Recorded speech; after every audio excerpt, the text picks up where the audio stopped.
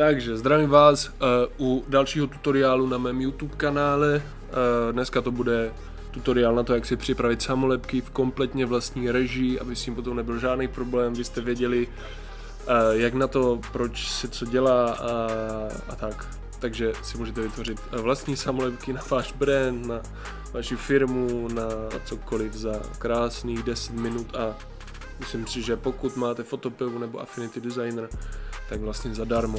Já používám Illustrator, ten je samozřejmě placený, ale to nevadí. Myslím si, že je to velmi podobný ve všech programech. Tak, jdem na to. Takže první, co udělám, je samozřejmě, mám otevřený Adobe Illustrator. Dám si tady nový soubor nahoře.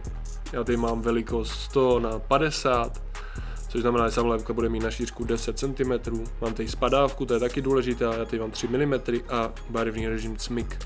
Nechceme RGB, protože RGB je pro monitory a ne na tisk.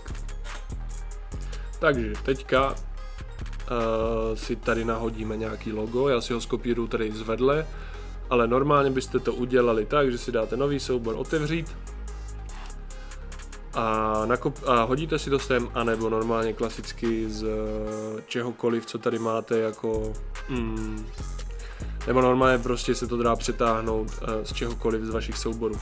Jenom takhle a máte to tam. Takže dneska si ukážeme, jak udělat normální čtvercovou samolepku s podkladem.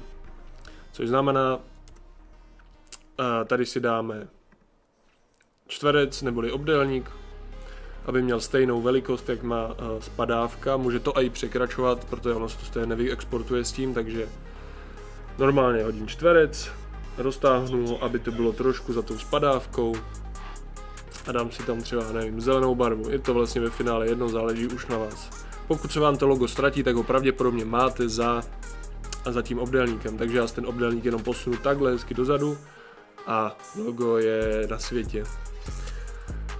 Pokud vám to tamto logo nějak nesedí nebo ho máte malý, stačí stisknout Alt Shift a na Macu Option Shift a takhle si normálně může zmenšovat, zvětšovat a zůstane jakoby ve středu.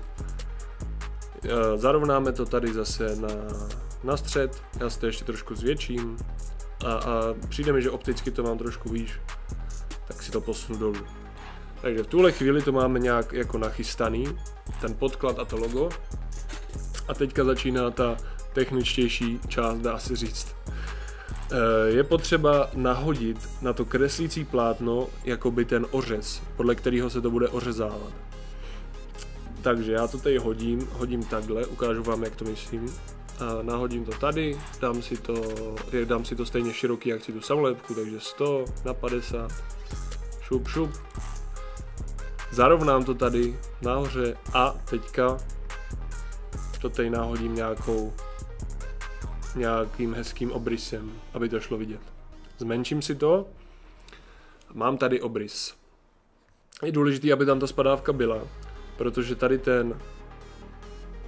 tady ta část, ta se samozřejmě uřízne, ale pokud by tady nebyla, tak se může stát, že tady zůstane kus té barvy, třeba by se to ořízlo blbě a kus tady té barvy by se ořízl a zůstala by vám tady bílá čára, což nikdo nechce, proto se dělají ty spadávky. Takže šup, nechám to tam, tady to si smažu a jedeme dál. Takže v tuhle chvíli už to máme nějak tak jako připravený a teď to rozkopírujeme. Hnedka vysvětlím proč. Normálně Alt kliknu na kreslící plátno a skopíruju si to dále. Teď to mám rozkopírovaný. A co udělám dál? První tady ta část zůstane stejná jako je, druhá si poodstraňuji všechny věci, co tam jsou, kromě tady toho ořezu. A normálně se odstraňuje deletem anebo backspacem, záleží na vás. Poslední část, poslední rozkopírovaná část té samolepky už bude bez tady té spadávky, dá se říct, a bez tady toho ořezu. Takže co my uděláme? Je potřeba, aby tady ten ořez byl úplně vepředu, takže si ho tady posunu a vyberu to všechno a co udělám je, že kliknu na to pravým a dám vytvořit ořezovou masku. Šup. A už mám skoro hotovo. Proč jsem to udělal? Je to proto, že tady tiskárna za prvý vidí, jak ta samolepka má vypadat ve finále, za druhý máte i ten ořez, podle kterého to bude ořezávat jakoby samostatně, a za třetí tady prostě podle mě se to normálně jako řeže. Takže je potřeba tam ty 3 věci mít, aby vám to bez problémů vytiskli. Určitě neposílat samolepku takhle, protože fakt by se mohlo stát, že hnedka vám to ukážu, že by se to třeba vytisklo takhle. A potom prostě máte samolepku tady s nějakým random bílou čárou, což nikdo samozřejmě nechce. Teďka, co udělám, je to, že si to vyexportuju a už máme jakoby potom hotovo. Takže je potřeba dát uložit uložit do počítače a dáme si Adobe PDF, nějak si to pojmenujeme, já si dám Dolore, samolepka 10x5, je jedno, jak si to samozřejmě pojmenujete, a tady si dáme PDF /x1 kompatibilita Acrobat 4, kompatibilita a tady to stejný. Komprese, nevím, jak je to nastavení ze začátku, ale já to tady tak nechávám vždycky. Tady dáme řezací značky a použít nastavení spadávky z dokumentu, protože pokud bychom tam nedali a třeba bychom tady dali 0, tak se stane přesně to, o čem mluvím, a zůstane to takhle škaredě, což nechceme. Takže necháme to tak, jak to je a jdem dál. Výstup, já používám Forga 39 a já používám Fogra 39 a jedeme dál, tady už nic není. Tak dáme uložit, šup, podíváme se na to, jak to vypadá. Samolepky tady Dolore, hop, takže tak.